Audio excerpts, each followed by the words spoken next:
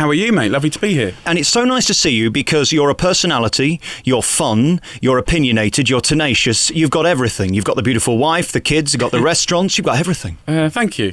I don't know how to react to that one, yeah. It must be good being you because it's taken a while to get here and now you're in a position where you can say anything and people will listen. That's got to be great. Yeah, it is. And it's also an awful weight. A strength and a weakness, as I always say. Biggest strength, biggest weakness. And I think...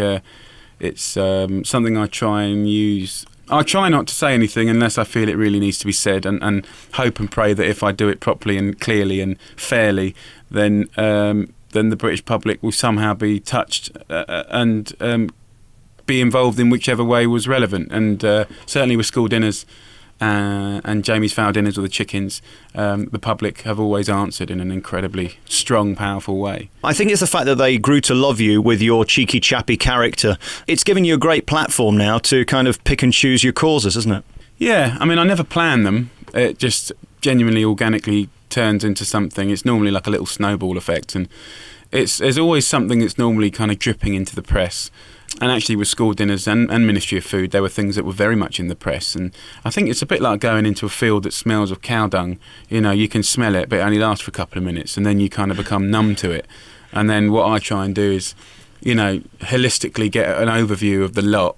It's often about people, the stuff that I do, how people can be transformed and live better. That's generally what the stuff I've done is about. And then, you know, and I think I just think the public are quite simple, really. If you don't patronise them with rubbish, and if you give them the bare truth and you give them some possibilities of solutions, I found that the public generally are incredibly supportive, and they'll literally, I mean, if you think about it, when we did school dinners, we were told categorically there was no money, and 3 days after it broadcast they found £280 million, and then they banned rubbish in vending machines the year after, and found another £280 million for the second tranche of 3 years. You know, so and that was the public. I mean, yes, I brought it to the fore, but I mean that was actually the public that commanded that, because I imagine the phones were going ballistic. It's amazing what a few million viewers can do, isn't it? Yeah, it's really, really, really important, and I'm a passionate believer that, you know, be it radio or TV or publishing, these are still incredibly important sort of premiership ways to sort of communicate with the public, and there's so much that it can do or feel like that is kind of more efficient than the internet in some respects, although we use the internet as well. So really, I think, you know, any way you do it, just get it out there. You've got a brand new book out called The Ministry of Food. We're going to talk about that later, but let's start right at the beginning, as you as a child. Were you always tenacious? Did you always know what you wanted? Don't really remember, really. I remember always wanting to create things and get involved in things, and I was very bad at school, didn't really get any exams, was in special needs for 5 years of secondary school, so I couldn't really blossom at school, really, but that was quite an academic school, but I did do well with anything with my hands. I was brought up to work hard for what I got. My dad was quite strict and my mum was great, and grew up in a family business, which I think if you grow up in a family business, you know, it does give you sort of like extra skills that try and help you be resourceful and clever, and you know, you have to be, if you run a family business, you have to be a can-do person, not a can't-do person. I've never really had much time for cynical people because I think it's so easy. I've never really been inspired by doubters. I think it's easy. I do think sky's the limit. You know, I think the sky's the limit, and you can create and do anything. And you know, certainly, if you look at the challenge of school dinners, and we got it on the radar, and yeah, we're still halfway through a journey, but I know we'll get there in 7 years' time. We will. And even with my students at 15, you know, I don't believe there's such thing as a bad kid. I just think that there's kids that have gone wrong, you know, and actually if you give them mentoring and goals, and they feel like they can achieve stuff, then they can start applying that to their life and think that they've got something they can offer.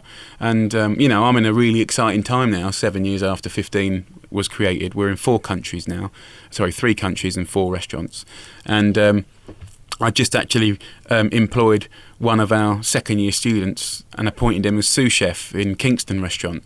And sous chef is second in command, but actually the sous chef's the one that does all the real graft. You know, the head chef does more organising and management.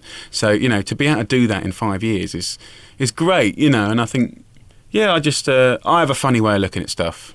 Jamie's World. It's a funny place. Did they try and encourage you to be better, or did they just sweep you to the side? No, I went into special needs classes, which is about 4 kids that went up, had special extra classes and stuff. And yeah, my teachers were lovely, but I don't think that we were as strategically as advanced as we are now. I think we're much better at it now. But also we didn't recognise dyslexia. It was like an on-off button. You're either dyslexic and you had to literally be looking through 2-inch glasses, or you're not.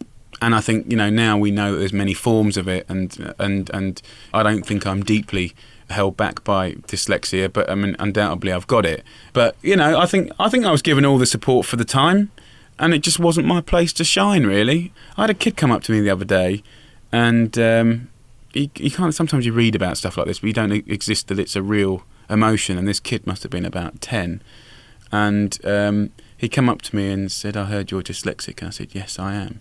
And he said, "Have you ever felt that you're worth nothing?" And I'm like, "No.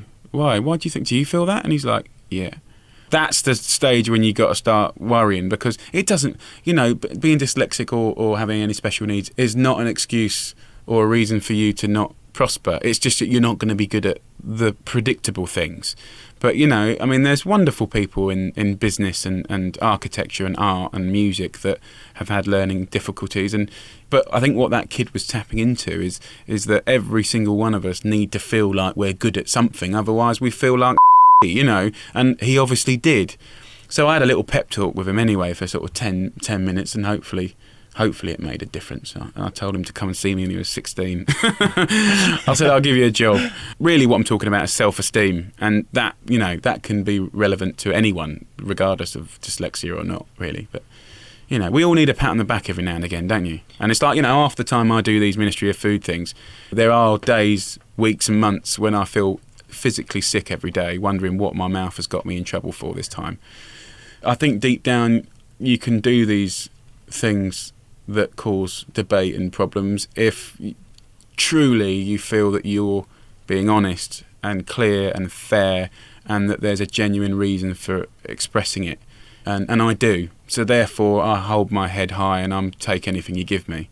And you mentioned earlier the family business. Do you think that's where you got your encouragement from, the fact that it was a team game, and if you didn't pull your weight, it could go under and then you wouldn't have a home to live in, let alone a business to pay for your lifestyle? Certainly that was the emotions that my dad taught to me, and my mum, and whether it was cleaning the toilets or mopping the brass, polishing the brass, or picking up fag butts from out the front, changing the glasses, washing up, dishwashing, cleaning out the chimney, cleaning out the bins, sweeping the car park, breaking up the boxes and burning them, go to the market, fish market. I mean, my old man was a taskmaster, but I think, the point that he used to make is like, you're never above doing anything. And actually all the best bosses that I've ever worked for have been the ones that taught through showing, not just saying. And that was my dad and Rose Gray and Ruth Rogers, Gennaro. They wouldn't just tell you to clean the floor or under the sink where all the crap gathers. They'd actually do it and say, do it like that.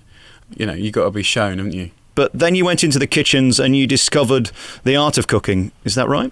Yeah, about 8 I started cooking in the kitchen with the boys.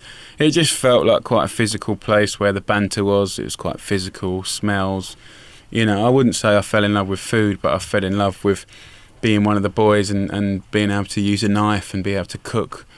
And I did that as my weekend and summer holiday jobs for pocket money.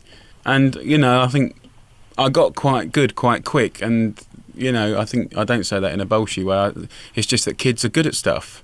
Kids are really good at stuff. And you look what they can do dancing or on a BMX or do you know what I mean? Or football and stuff. They're incredible. And it's no different in cooking. And I use a knife as good now as I did when I was 12.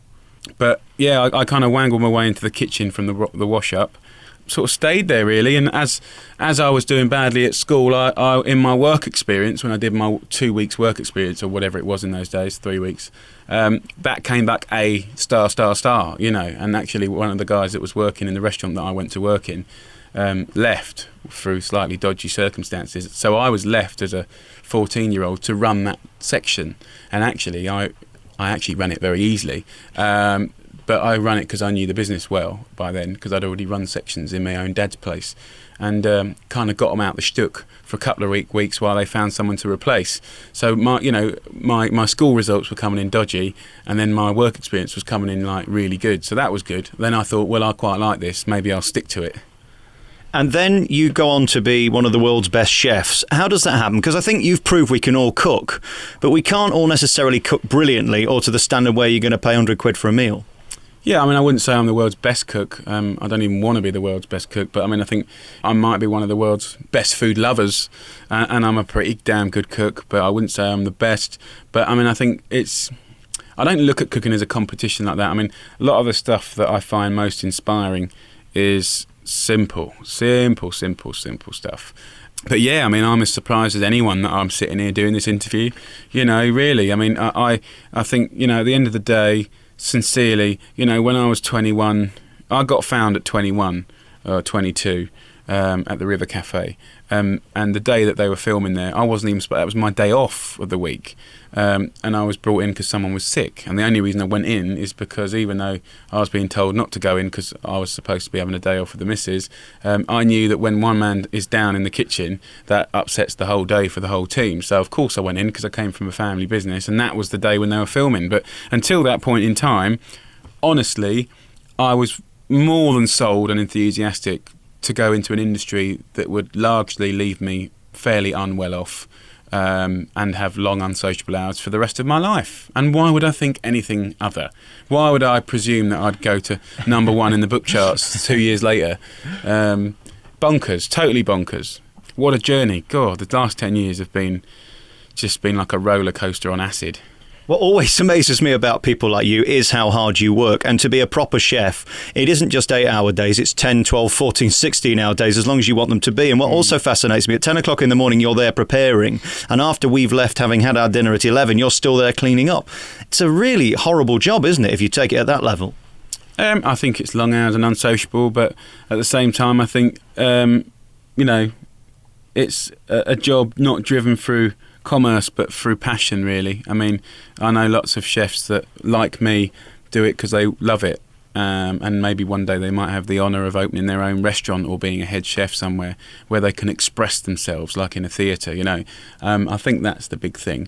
Absolutely, there's people that are there because they're lost and don't know what to do, and the industry gets a handful of those too. But I know a lot of people that earn a fortune in the city and hate it every single day of it, with a passion. And it allows them to do what they want in the rest of their life. But actually, for 14, 15 hours a day, they're miserable as sin. So, I think everything's a balance, really. But I love it. I think it's brilliant. And yes, the hours are unsociable, but you can kind of be creative these days, I think. There's lots of different types of jobs in the industry. And if you've got a good boss, then they'll let you be creative about what you work,